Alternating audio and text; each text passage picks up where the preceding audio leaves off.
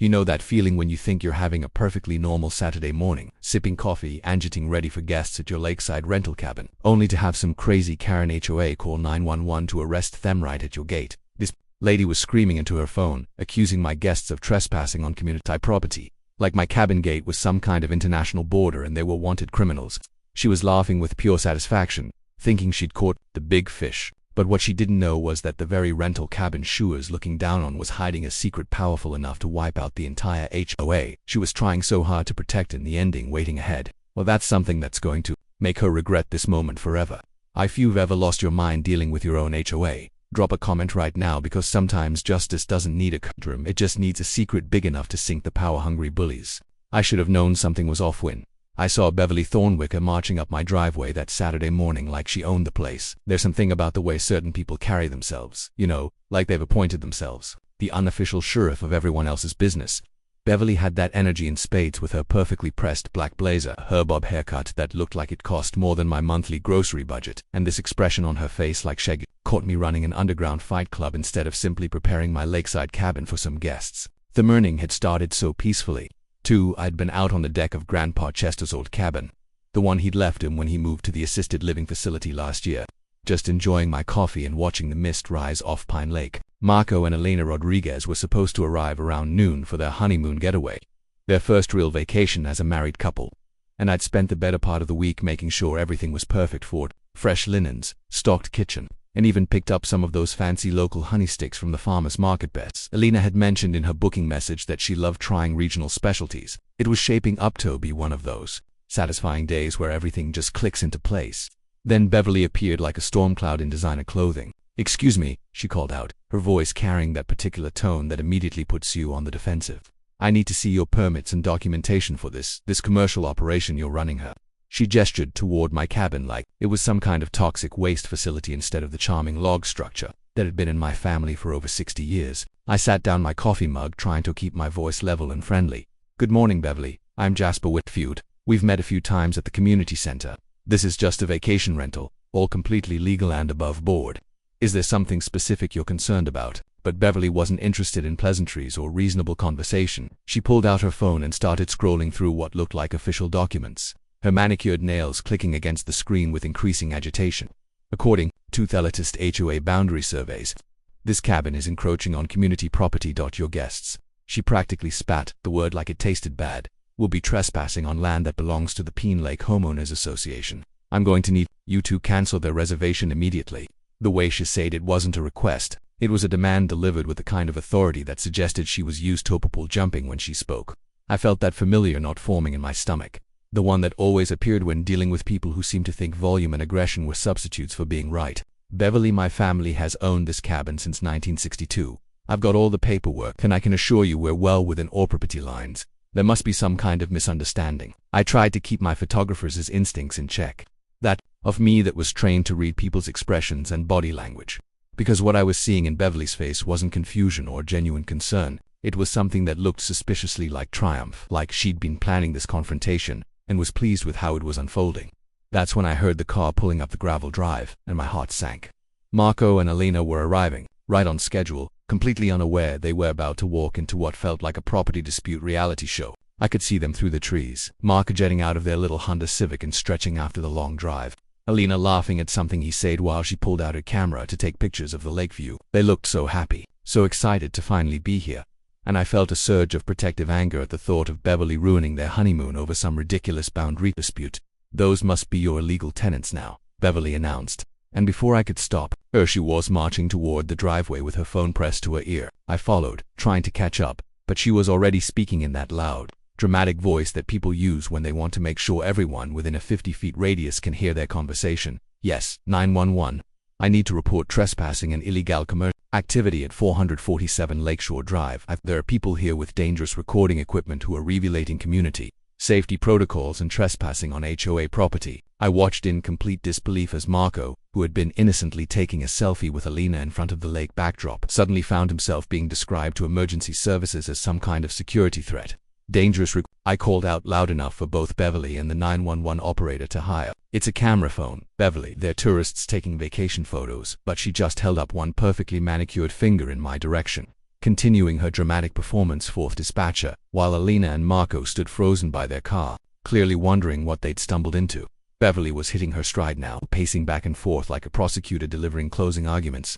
These individuals are operating an illegal short-term rental on disputed property and are currently documenting community assets without authorization. I'm the president of the Pine Lake HOA and I'm requesting immediate law enforcement intervention to protect our community from these unauthorized commercial activities. The way she said community assets while gesturing toward my family's cabin made my blood pressure spike. But I forced myself to stay calm and think clearly as I stood there watching Beverly perform her one-woman show for emergency services, describing Marco and Alina like they were some kind of vacation rental crime syndicate instead of a sweet couple on their honeymoon.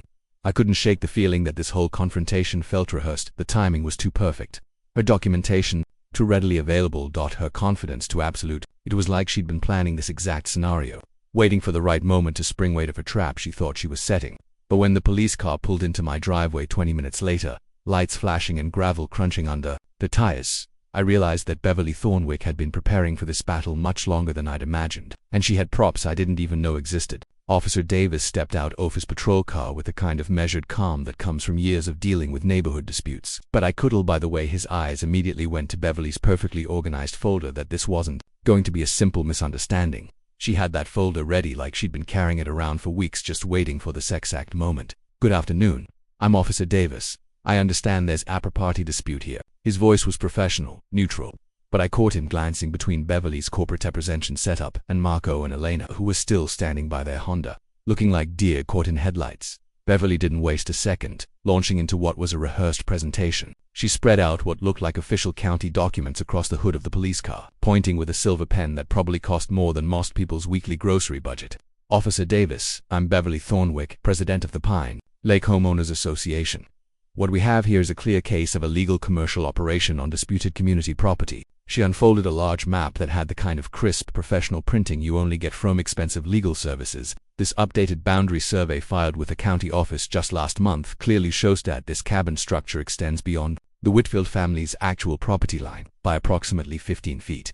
I felt my stomach drop as I looked at the map she was displaying. It looked official enough, complete with county stamps and signatures showing property lines that would indeed put part of my cabin on HOA land. But something felt wrong about the whole thing. Beverly, that doesn't make sense. My family has been here since 1962, and we've never had any boundary issues. Where did this survey come from? I tried to keep my voice steady, but I could hear the uncertainty creeping in.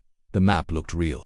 The documentation looked legitimate, and suddenly, I was wondering if maybe Grandpa Chester had made some kind of mistake all those years ago. But Beverly was already moving to a next piece of evidence, pulling out what appeared to be correspondence with county officials. I've been working closely with the county office to correct historical recording errors that have gone unnoticed for decades. Derek Mullins in the Land Records Department has been incredibly helpful in updating our community's official boundaries. She handed Officer Davis a folder thick with papers, all bearing official-looking letterheads and seals. These documents established that the HOA has acquired management rights to this dispute parcel through the county's abandoned property reclamation program. The confidence in her voice was absolute, the kind of certainty that comes from someone who's done their homework and knows they're holding all the cards. Officer Davis was studying the documents with increasing seriousness, and I realized that Beverly hadn't just shown up with accusations. She'd shown up with what looked like legitimate legal ammunition. Mr. Whitfield, do you have documentation showing your current property boundaries? His question hit me like a cold slap because suddenly I realized I didn't have the original survey documents readily available. They were probably somewhere in Grandpa's papers, but not exactly at my fingertips for an impromptu property dispute. Meanwhile, Marco and Alina were getting the full Beverly treatment as she turned her attention to what she saw as the smoking end of her case. These individuals are operating under pretenses, using vacation rental platforms to profit from property without authorization. Not only are they trespassing, but they're also engaging in commercial exploitation of HOA resources. She pulled out her phone and showed Officer Davis what appeared to be screenshots of my Airbnb listing. This advertisement specifically mentions access to community amenities that the people have no legal right to use. I watched Elena's face as Beverly described their honeymoon like it was some kind of criminal enterprise, and I felt a surge of anger at how completely ridiculous this whole situation had become.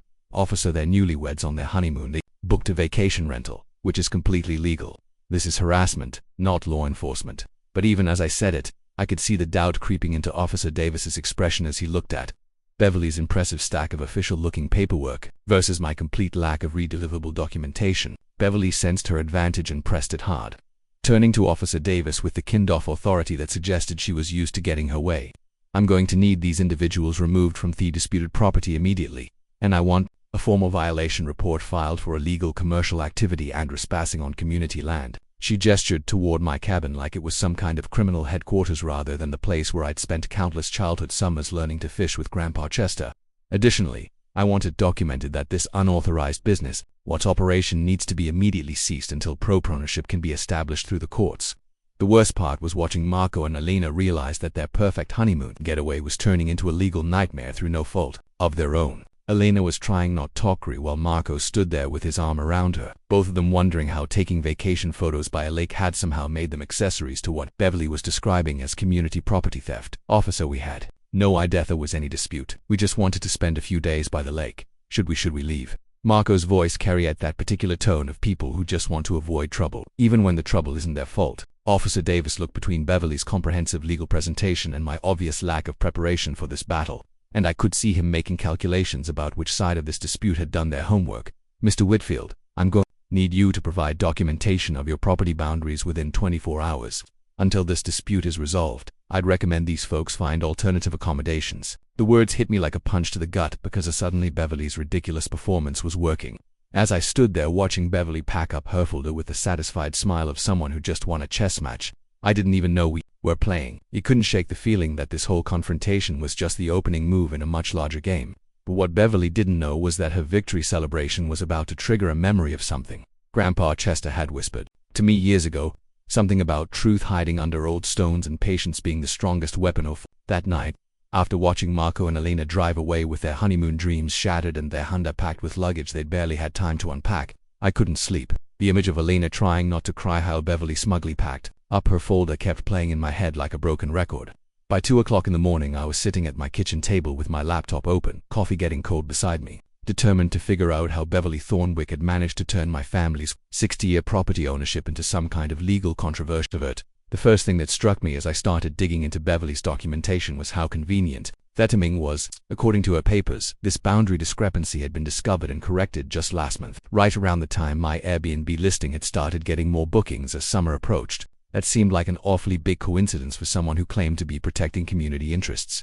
I pulled up the website and started looking for Derek Mullins, the helpful county employee Beverly had mentioned so casually during her presentation to Officer Davis. Derek Mullins turned out to be more interesting than it expected. His LinkedIn profile showed he'd been working in the county land records department for just 18 months. But according to his social media, he'd recently upgraded his lifestyle in some pretty dramatic ways. His Facebook photos from 6 months ago showed him driving a beat-up Ford pickup and complaining about student loan payments, but his most recent posts featured a shiny new BMW sedan and vacation photos from what looked like an expensive resort in Florida. Either Derek had won the lottery or he'd found a very lucrative side hustle in his government position. I spent the next few hours playing amateur detective, using their search skills I'd developed as a photographer who specialized in documenting local history. The more I dug into the county record system, the more inconsistencies I found in Beverly's supposedly the signatures on some of the papers looked suspiciously similar despite supposedly coming from different officials, and the dates on several documents overlapped in ways that didn't make chronological sense. Most telling of all when I tried to verify the survey company that had supposedly done Beverly's boundary update. I found the business license had been suspended for fraudulent practices just 2 weeks after the date on Beverly's. But the real breakthrough came when I decided to take a different approach and research Beverly herself instead of just her documentation.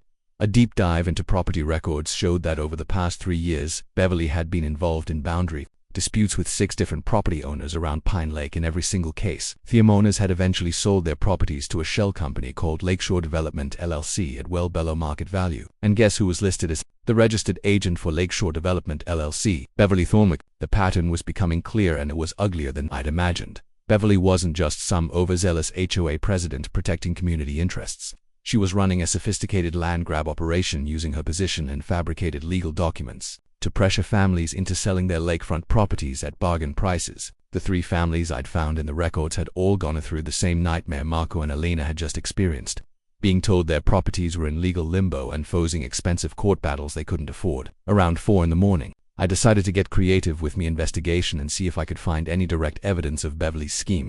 I created a fake email account and posed as a potential property buyer interested in lakefront lots, then sent inquiries to several real estate companies, and within hours, I had responses from 2 different agents mentioning that Beverly Thornwick might be able to help with properties coming available soon due to ownership complications, and suggesting I contact her directly about merging opportunities in the Pine Lake area. That's when I decided to take the biggest risk of my amateur detective career and called Derek Mullins directly.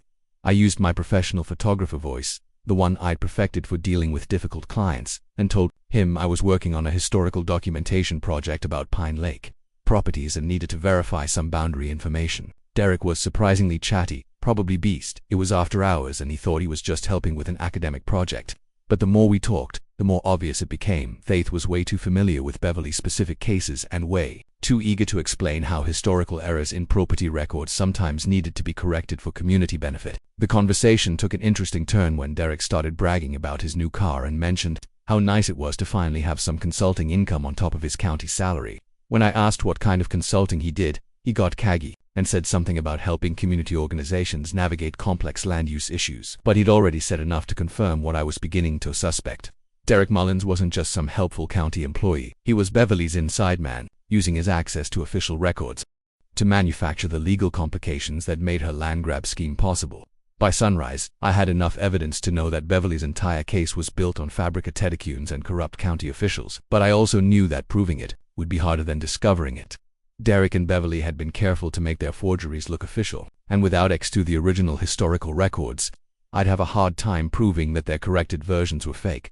That's when I remembered something Grandpa Chester had told me years ago, back when I was just a kid asking too many questions about why our cabin was built in such a specific spot on the property. He'd smiled and said something that seemed like just old man rambling at the time. Son, if there ever comes a day when someone tries to tell you Grandpa lied about this land, you go down to the basement under that old stone slab by the stairs and you'll find out that sometimes the truth just needs a hammer and a shovel to set it free. I laughed it off as one of his stories, but sitting there with evidence of Beverly's scheme spread across my kitchen table, those words suddenly sounded less like rambling and more like instructions.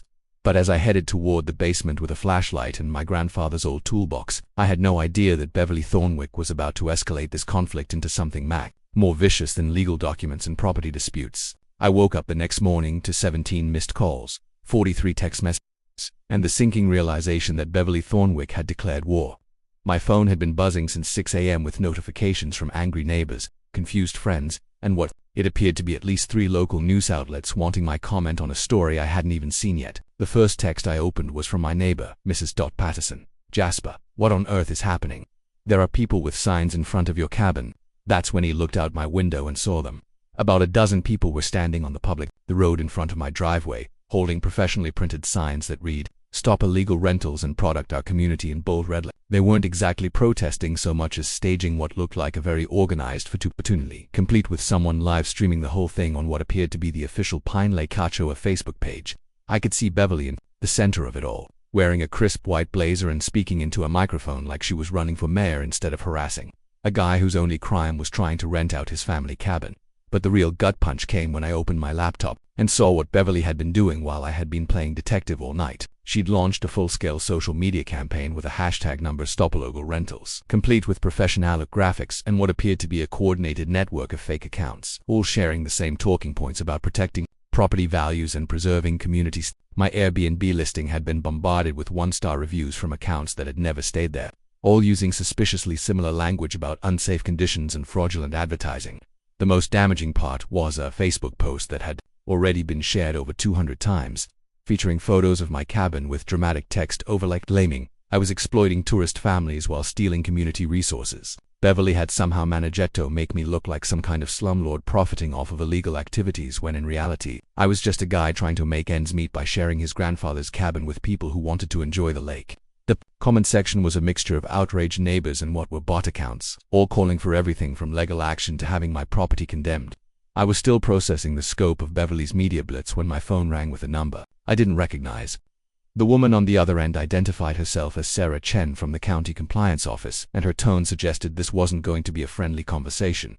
"Mr. Whitfield, we've received multiple complaints about unpermitted commercial activity at your property. We're going to need to schedule an inspection, and until this is resolved, you need to cease all rental operations immediately." Thetamin was too perfect to be coincidental. Beverly had been busy making official complaints to back up a social media campaign, but what made my blood boil was when Sarah mentioned that they'd also received concerning grips about your grandfather's mental competency and the legitimacy of the property transfer. Beverly wasn't just attacking my business, she was going after Grandpa Chester himself, suggesting that an elderly man in assisted living might have been confused or manipulated when he signed over the cabin. The idea that she would drag Mike into this mess, questioning his dignity and mental capacity to further her land grab scheme, crossed a line I didn't even know existed. That's when I decided to fight fire with fire and started doing some social media detective work of my own. It didn't take long to find Beverly's personal Facebook account, which painted a very different picture than her professional HOA president persona. Her privacy settings weren't as tight as they should have even for someone running a sophisticated fraud operation. And what I found there was comedy gold. 3 weeks ago, she'd posted a live stream rant about her neighbor's dog titled Community Safety Update. Dangerous animals threaten our children, that featured absolutely nothing more threatening than a golden retriever named Buddy taking a nap on some front lawn. The live stream was painful to watch in the best possible way. Beverly spent 12 minutes dramatically describing Buddy's aggressive positioning and territorial behavior, while the camera clearly showed a dog so deeply asleep that he didn't even wake up when a squirrel ran directly over him. The comment section was filled with neighbors gently pointing out that Buddy was unconscious and probably dreaming about tennis balls, but Beverly kept doubling down on her narrative about community safety protocols and negligent pet ownership. Ownership was like watching someone have a very serious argument with a pile of golden fur that couldn't have been less interested in conflict. But the real treasure was buried in her older posts, where I found evidence of her targeting 3 previous families I discovered in my research. Each time she'd used the same playbook: social media campaigns about property violations, official complaints to county offices, and carefully orchestrated community pressure designed to make normal people feel like criminals for living in their own homes.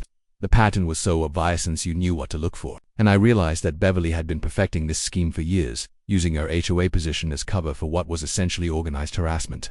The final piece of her current campaign against me came in the form of an email that landed in my inbox around noon, sent from an address that was obvious lifelike, but wasn't trying very hard to hide its source. The subject line read, "Final warning, cheese, illegal activities." And the message was a masterpiece of pseudo-legal intimidation, threatening from criminal prosecution to federal intervention if I didn't immediately shut down my rental operation and surrender disputed property for community management. It was signed Concerned Citizens for Property Justice, but the writing style was pure Beverly, right down to a habit of capitalizing random words for dramatic emphasis. As I sat there reading her increasingly unhinged demands, I couldn't help but smile back, as Beverly's arrogance was about to become the key that unlocked everything my grandfather had been keeping secret for 60 years. She was so confident in her ability to intimidate and manipulate that she'd forgotten the most basic rule of warfare: never attack someone until you're sure you know what weapons they have hidden in their basement. My name is Jason Miller, living in Chicago, and I'm a scriptwriter for the Harper Stories channel. There are still many shortcomings, so I hope viewers will give feedback in the comments section. Following Grandpa Chester's cryptos instructions felt like something out of a treasure hunt movie, except instead of searching for gold balloons, I was looking for whatever truth he'd buried under that old stone slab 60 years ago. The basement of the cabin had always been more of a storage space than anything else, filled with decades of accumulated family history, old fishing gear, boxy soft photographs, and furniture that was too good to throw away but too outdated to use. But as I made my way down the creaky wooden stairs with my flashlight in Grandpa's toolbox, I felt like I was walking into a piece of family mythology that was about to become very, very real. The stone slab Grandpa had mentioned was exactly where he'd said it would be, tucked under the staircase in a corner that I'd probably walked past 1,000 times without really noticing. It looked like just another piece of the cabin's foundation, weathered fieldstone, that blended seamlessly with the rest of the basement's rustic construction.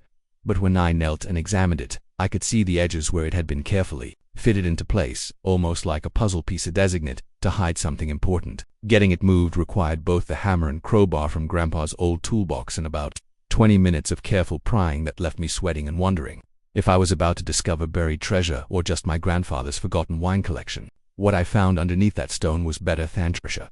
It was truth. Wrapped in multiple layers of oiled canvas and plastic was a metal document box that looked like it had been built to survive a nuclear war. Inside were the original survey documents from 1962, hand-drawn boundary maps that showed property lines in meticulous detail, and a thick folder of correspondence between me, grandfather, and various county officials from the early 60s. But the real revelation was a letter written in Grandpa's careful handwriting addressed simply to my grandson: "When the time comes." The letter explained everything, and as I read it by flashlight in that dusty basement, I felt like I was finally understanding a family secret that had been hiding in plain sight my entire life. Grandpa Chester had been the official county surveyor when Pine Lake was first being developed for residential use, and he discovered that the original land grants from the 1920s had been incorrectly recorded. The boundaries that everyone assumed were official were off by almost half a mile in some places, which meant that most of what became the Pine Lake Homeowners Association had been built on land that allegedly belonged to 3 different families, including ours. But here's where Grandpa's character shone through, and why this secret had stayed buried for 60 years. Instead of immediately asserting our family's legal ownership and potentially forcing dozens of families to tear down homes they'd built in good faith, he'd made a decision that was both incredibly generous and, in hindsight, maybe too trusting of human nature. He'd quietly allowed the community to develop on our land, figuring that the happiness of families having lakefront homes was more important than property lines on old maps. The letter was filled with his reasoning, his hopes that the community would grow with the kind of neighborly spirit that made property boundaries less important than human connections. I kept quiet because I believed people would treat this land with the respect and love it deserved. He'd written in his careful script, "I thought if families could build their dreams here, they'd protect not just their pieces of parades but everyone else's, too." Maybe I was naive, but watching children learn to swim in the same lake where I learned to fish seemed more valuable than fighting over surveyor's marks on legal documents. Reading those words, he could practically hear his voice, that gentle wisdom that had always made him seem like he understood something about life that the rest of us were still trying to figure out. But the letter took a more serious tone as it continued, revealing that Grandpa hadn't been completely passive about protecting our family's interests. He documented everything meticulously, keeping detailed records of every structure built on our property, every family that moved in, and every interaction he'd had with county officials about the boundary discrepancies. He'd also been quietly paying property taxes on the entire original parcel for 60 years, maintaining our legal claim, even while allowing others to build their lives on what was technically our land. The most heartbreaking part of the letter came near the end, where Grandpa admitted his growing regret about staying silent for so long. "I've spent 60 years wondering if I made the right choice, lying awake some nights, worrying that my generosity might someday be used against my family. But I kept hoping that if trouble ever came, the community I'd helped nurture would remember that kindness is supposed to be returned, not exploited."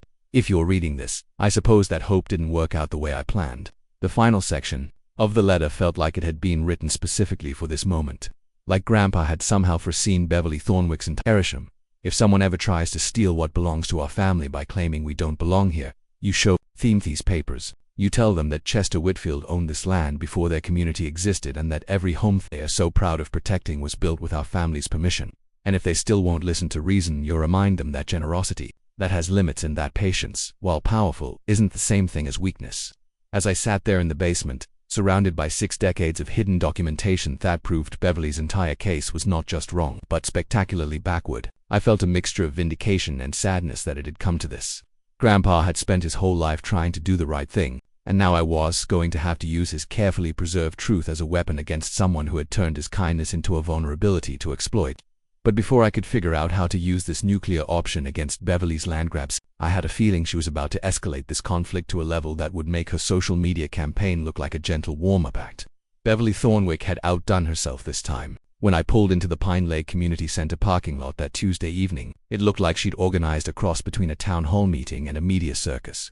There were news vans from 2 local stations, a crowd of at least 60 people, and what appeared to be every county official who wasn't already at home having dinner. Beverly had sent out an emergency public town hall invitation to every resident within a 5 meters radius, promising to expose truth about illegal property exploitation and protect our community from predatory business practices.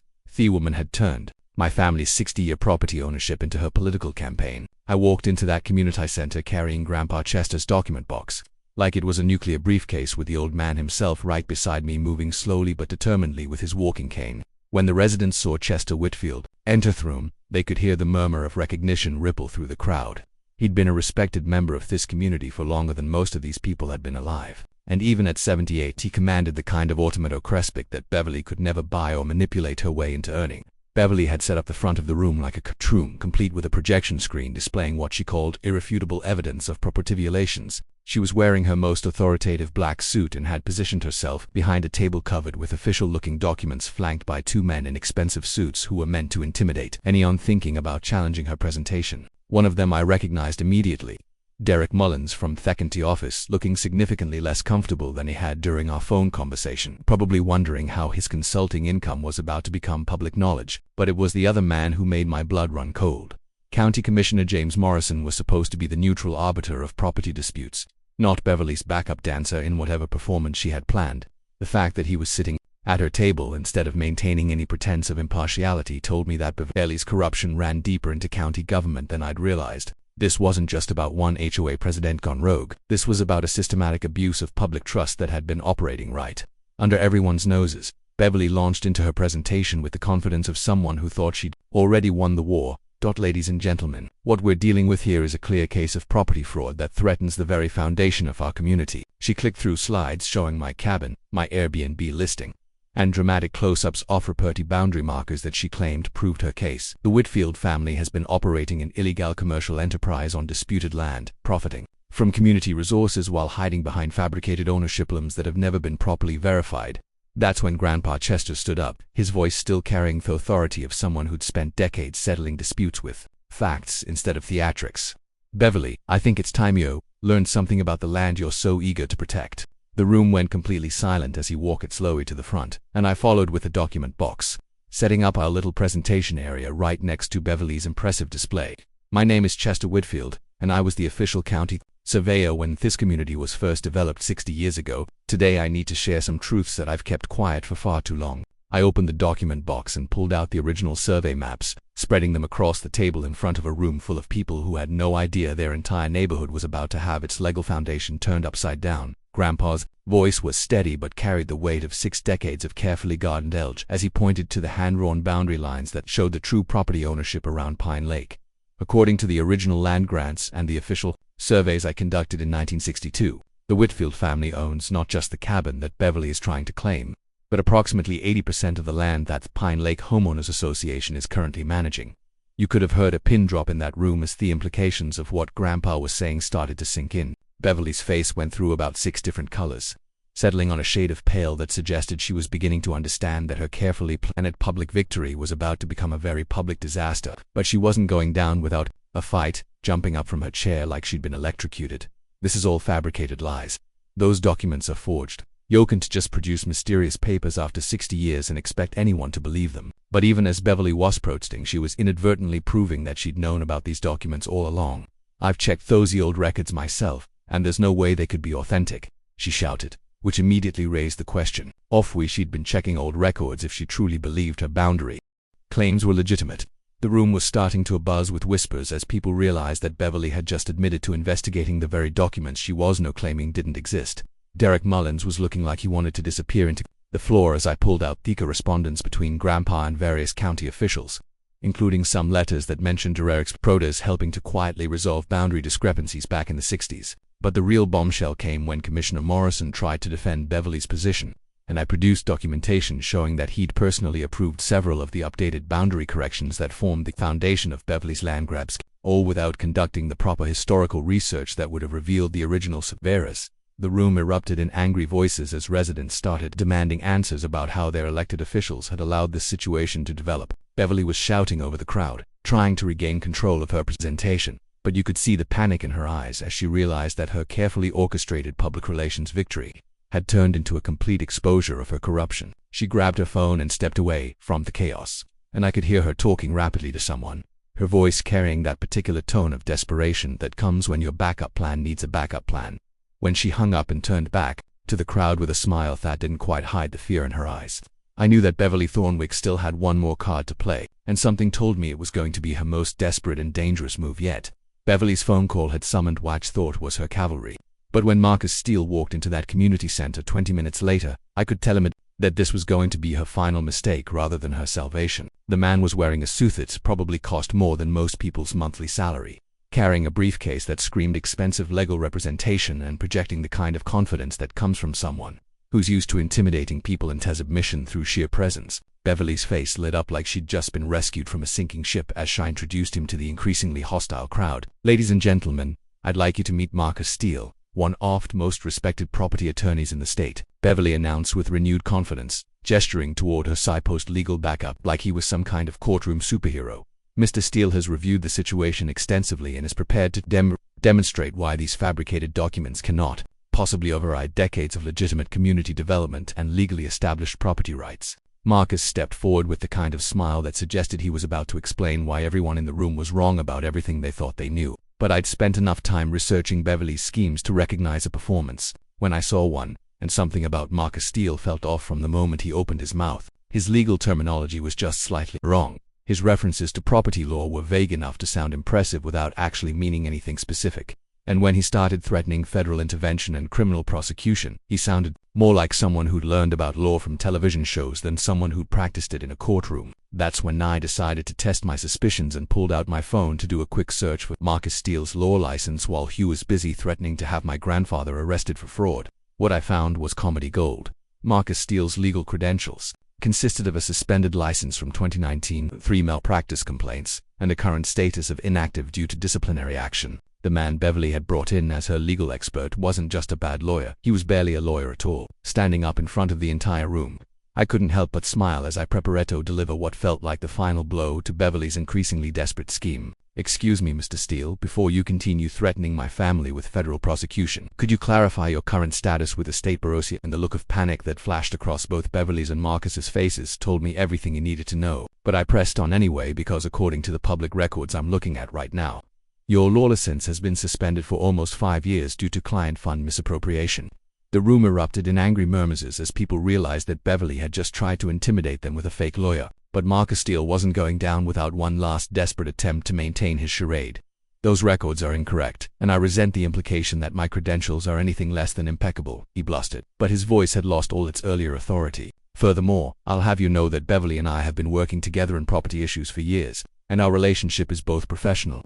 And he trailed off as he realized he'd just admitted to having a personal relationship with a supposed client, which explained a lot about why Adisbard lawyer was so eager to help with Beverly's land grab scheme. Grandpa Chester, who had been watching this world circus with the patient expression of someone who'd seen enough human foolishness to last several lifetimes, finally stood up again and addressed the room with the kind of quiet authority that made everyone else's dramatics look childish by comparison. "Folks, I think we've all seen enough legal theater for one evening. The truth is, I kept quiet about our family's property rights for 60 years because I believed this community deserved a chance to grow and prosper. I watched families build their homes and their dreams on our land, and I was happy to let them because I thought kindness and generosity would create the kind of neighborhood where everyone looked out for each other." His voice carried a note of sadness as he continued, gesturing toward Beverly and her collection of fake documents and fraudulent legal representation. "But what I've learned today is that some people see generosity as weakness, and they'll use your good intentions as tools to hurt the very community you were trying to protect." Beverly Thornwick has spent years manipulating county records, bribing officials, and terrorizing families, all while hiding behind the authority I helped her community establish. That's when I stood up and made the announcement that I'd been thinking about since I first read Grandpa's letter in the basement. Given everything that's happened here tonight, and in honor of my grandfather's illegal intentions for this land, I'm prepared to sell our property rights to the Pine Lake Homeowners Association. Fourth, symbolic price of $1. The room went completely silent as people processed what I was saying, but I wasn't finished on, however. "This offer comes with 3 non-negotiable conditions." He looked directly at Beverly as I continued, watching her face go through a range of emotions as she realized their attempted land grab had not only failed spectacularly, but it was about to result in consequences she'd never. First, Beverly Thornwick must immediately resign from her position as HOA president and can never hold any leadership role in this community again. Second, she must publicly apologize to every family she's harassed over the past 3 years and provide full financial restitution to the 3 families' shepherds to sell their properties under pretenses. And third, Derek Mullins and Commissioner Morrison must be reported the appropriate authorities for their roles in this corruption scheme. Beverly's response was exactly what I expected from someone whose entire world had just collapsed around her. "You can't do this to me. I've dedicated my life to protecting this community. This is all a conspiracy to destroy everything I've worked for." But even as she was protesting, you could see the fight going out of her as the reality of her situation became undeniable. The fake legal representation, the fabricated documents, the bribery, the harassment, it had all been exposed in front of the entire community she'd claimed to be protecting. 6 months later, as I sat on the deck of the cabin that was now officially recognized as a Pine Lake community landmark, watching Marco and Elena enjoy their belated honeymoon week, I couldn't help but think about how justice sometimes works in ways you never expect. Beverly had been forced to resign in disgrace. Derek Mullins was facing criminal charges for corruption, and Commissioner Morrison had been voted out of office in a special election. The three families Beverly had scammed were back in their homes, their properties restored, and their legal fees covered by the settlement money Beverly had been forced to pay. And Beverly herself, she'd tried to make a comeback on social media with a TikTok account called I Am the Real Victim, where she attempted to tell her side of the story. But her first video was filmed in Thekanti jail, where she was serving a 6-month sentence for fraud and corruption. Sometimes karma doesn't need a courtroom or expensive lawyers, it just needs patience, truth, and the wisdom to know that generosity and strength aren't opposites. If you like this story, don't forget to subscribe and like Alex's stories.